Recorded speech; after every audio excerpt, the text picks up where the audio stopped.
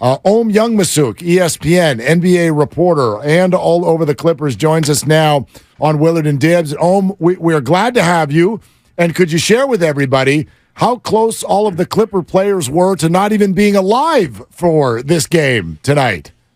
Well, first of all, I'm not sure if you guys just saw the news that literally just broke from the Warriors, but Andre Iguodala will undergo surgery next week for a fractured left wrist that he suffered on Monday against the Suns. So an update on his status will be provided following the surgery, according to the Warriors. So I just want to let you in on that. Yep. Literally just dropped, I think, like a minute. Yeah, thank you. We just saw it as well. But literally breaking news when it comes to a broken wrist, so thank you. Yes. The Clippers have experienced a lot of turbulence on the court and off the court coming out of All-Star break. They had a lot of trades that they made after like 58 games to kind of change the course of their season. Mason Plumlee, Eric Gordon, Bones Highland. They then went and got Russell Westbrook, which was an unexpected risk that a lot of people thought the Clippers did need to kind of take, signing him at the All-Star break. And then they lost 5 straight coming out of the All-Star break, which I think was only matched by teams like Houston and Detroit or something like that. And so they had a scare as well. Their flight to Denver got hit as soon as it took off out of LAX, immediately went into a storm, dropped 5 times in altitude, and then they heard a big bang, and they got hit by lightning in midair. When they landed, they saw basically part of the paint of the Delta Airlines tail at the end had been taken off by this mid-air lightning strike. So they've had a couple scares. Even when they flew to play Golden State, they were walking on the tarmac at LAX, and hail started coming down on them. So the weather has been kind of kooky here, and the Clippers have certainly kind of had their rocky moments. But it appears now, before they face the Warriors tonight, that they're starting to kind of come out of it and find safe cruising altitude. They're starting to play like the contender that we kind of thought they would be. I know it's only been 3 games. They've only won 3 straight. But they're starting to show signs of more improved defense. Their offense has been very good since the All-Star break, and new pieces are starting to feel a little bit more comfortable. You mentioned turbulence, and that's what it's felt like up here in terms of the Warriors season, but also the Clippers season. So as you look at LA right now, heading into their home stretch as they try to come in for a landing and hopefully for their sake be a playoff team, what's the state of the Clippers going forward for their last dozen or so games? They have a lot of practice time, which is a good thing for them because they had an insane amount of games entering before the All-Star break. I think after the All-Star break, they only had 21 games left in the season, so they have a lot of practice, and they're literally using all of their practice time. This has been a team that normally doesn't practice because they have a lot of veterans, but Ty Lue has needed that practice time to get everybody on the same page, kind of incorporate all these new pieces. They're using even their shoot-around times to kind of go over improving their defense, for example. And so I think what we've seen in the last 3 games is that the Clippers are kind of locked in and more focused on game plans and what they need to do.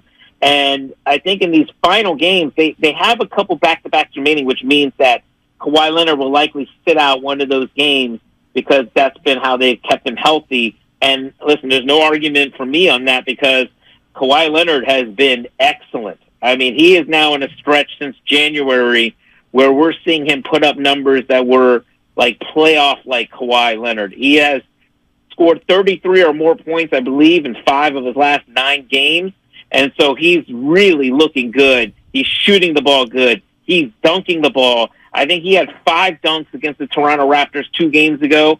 And I think he's only had something like 5 games of 4+ dunks in his career. And 2 or 3 of them have come since January. That should tell you how good he's feeling. So I think for the remaining games, the Clippers just want to be more consistent, continue to play defense the way they played in the last couple games, and also make sure that Paul George and Kawhi Leonard stay healthy, and then develop chemistry. That's the biggest thing for them. They got to develop chemistry with all the new pieces, including Russell Westbrook.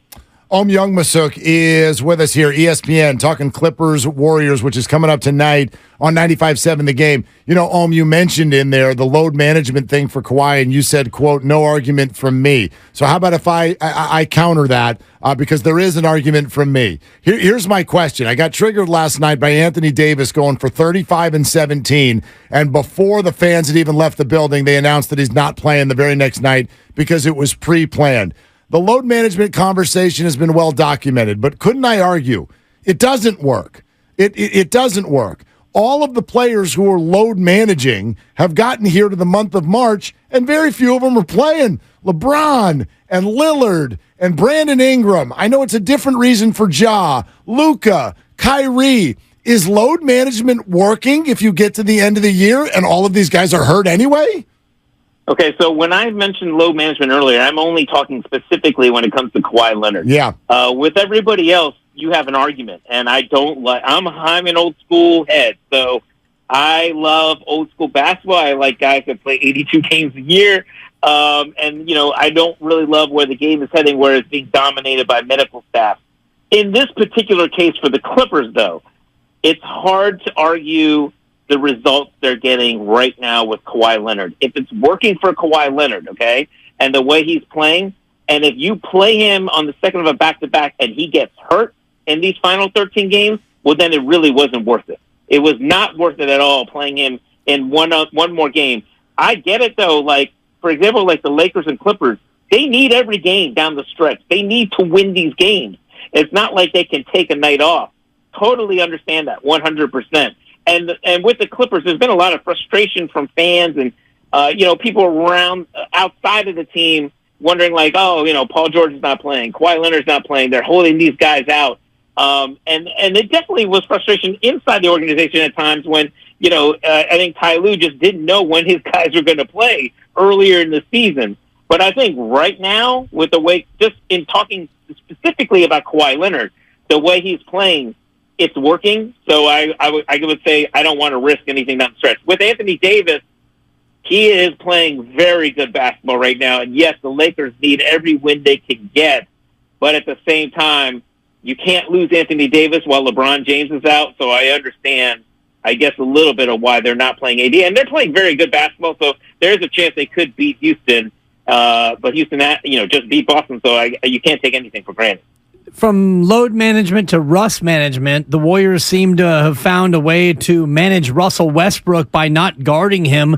Where does he fit with this Clipper team going forward into the playoffs? So he's done, it's funny because I think a lot of people take from that game, what went viral was Draymond sagging in the middle of the paint, not even like, he wouldn't even touch the free throw line. He was in the middle of the paint, almost like behind the dotted line. He wouldn't even go past the dotted line. And just leaving Russell Westbrook open.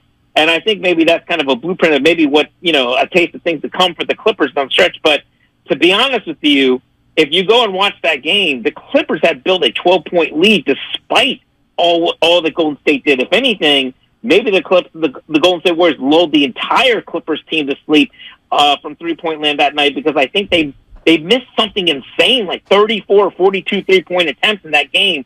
It was kind of more than Westbrook. I mean, Westbrook, when he went to the bench in the third quarter, Golden State had started making that insane 38-8 run or whatever it was. But Westbrook goes to the bench, and the Clippers are up like 3, I think. When he comes back, the Clippers are down like 12. So I think, like, people think, they left Russ out there, and that's the reason why Golden State kind of won that game. I think, Russ has actually tried to fit in the way the Clippers need him to. He's not jacking an insane amount of threes. He did go 0 for 5 from 3 in that game, but it's weird. The context of what Russ does is not the same almost of what he was doing with the Lakers. There were a lot of poor turnovers that led to easy baskets on the other side. There were a lot of jack-up shots like early in the shot clock, whether it was an open 3 or mid-range pull-up.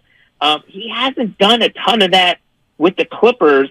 And if he's not in a rhythm, Ty Lue won't play him in the fourth. Ty Lue will go with Eric Gordon or Terrence Mann. So far, I would say Westbrook has kind of fit in and played the way they kind of hoped he would, and he's increased their pace. They're now like 8th in pace since the All-Star break, and their offense went from bottom 10 before the All-Star break to 12th in the league, I believe, in offense. So defense is taking a step back, though.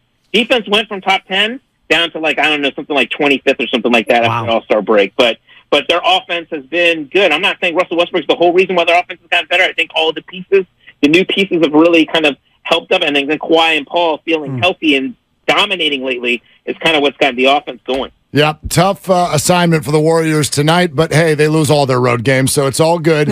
Ohm Youngmisuk, hey man, great to have you. Thank you so much. All right, thanks guys, appreciate it. Yeah, absolutely, appreciate you too. Ohm Youngmisuk of ESPN, and again, the breaking news, fractured wrist for Andre Iguodala. Doc Pandia says maybe 6 to 8 weeks. Could be a career ender.